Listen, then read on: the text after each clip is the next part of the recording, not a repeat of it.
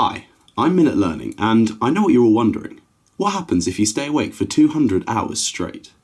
Let's find out today on this episode of Weird History, where we look at Peter Tripp, a radio presenter who stayed awake for more than 8 days as a publicity stunt.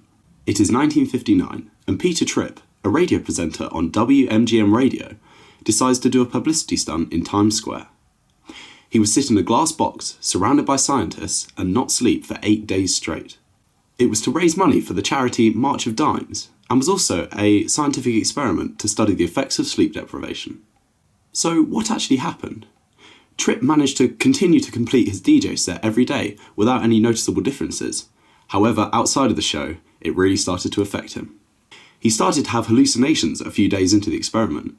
He thought he saw flames coming out of a chest of drawers, and thought his shoes were full of spiders. However, one of the clearest demonstrations of Tripp's paranoia was when he saw a man in a dark coat walking up to him, and Tripp believed it was the Undertaker ready to bury him, so he ran away.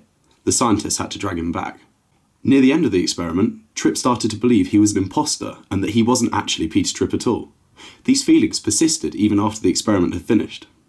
For the last 66 hours of the experiment, Tripp had to be drugged to make sure he was safe. However, he managed to stay awake for 200 hours straight when the experiment finished. Now, I hear you ask, were there any long-lasting effects of the experiment? Tripp complained of emotional instability and recurring headaches, and it seemed to have an effect on his personal life because soon after the experiment ended, he lost his job and divorced his wife. He continued throughout his life to have failed relationships because all 4 of his marriages ended in divorce. So, there you go. It's not a very positive experience if you try and stay awake for 8 days straight. So, what do you think is the longest time you could stay awake for? Leave your answer in the comments section below. Thanks for liking and subscribing, and I'll see you next time on Weird History. Goodbye.